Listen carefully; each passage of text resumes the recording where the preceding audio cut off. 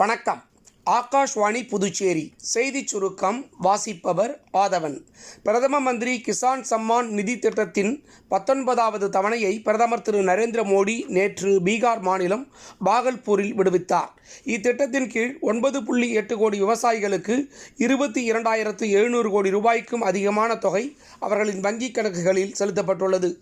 உலகின் ஒவ்வொரு சமையல் அறையிலும் குறைந்தபட்சம் ஒரு இந்திய உணவு வகையாவது இருப்பதை உறுதி செய்வதே தமது கனவு என்று பிரதமர் திரு நரேந்திர மோடி அப்போது பேசுகையில் தெரிவித்தார்.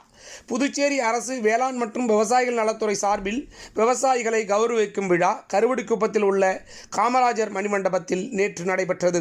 இவ்விழாவில் துணைநிலை ஆளுநர் திரு கைலாஷ்நாதன், முதலமைச்சர் திரு ரங்கசாமி, விவசாயத்துறை அமைச்சர் திரு தேனி ஜெயக்குமார், வேளாண் துறை செயலர் திரு நெடுஞ்செழியன் ஆகியோர் கலந்து கொண்டு சிறப்பித்தனர்.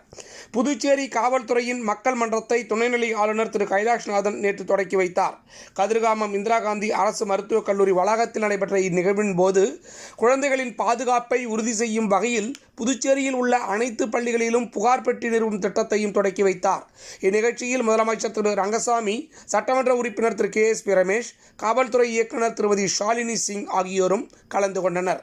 தமிழ்நாடு முன்னாள் முதலமைச்சர் ஜெயலலிதா அவர்களின் பிறந்தநாளையொட்டி புதுச்சேரி கடற்கரை சாலையில் உள்ள மேரி கட்டிட அரங்கில் அலங்கரித்து வைக்கப்பட்டிருந்த அவரது திருவுருவப் படத்திற்கு முதலமைச்சர் திரு ரங்கசாமி, பொதுப்பணித்துறை அமைச்சர் திரு லட்சுமி நாராயணன், சட்டப்பேரவை துணைத் தலைவர் திரு ராஜவேலு மற்றும் சட்டமன்ற உறுப்பினர்கள் மலர் தூவி அஞ்சலி செலுத்தினர்.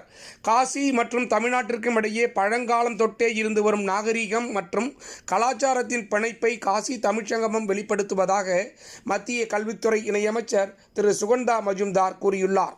வாரணாசியில் நடைபெற்ற 3வது ஆண்டு காசி தமிழ்ச்சங்கமத்தின் நிறைவு விழாவில் கலந்து கொண்டு பேசிய அவர், ஒன்றுபட்ட பாரதம், ஒப்பற்ற பாரதம் என்ற உணர்வை காசி தமிழ்ச்சங்கமம் வலுப்படுத்தி வருவதாக தெரிவித்தார்.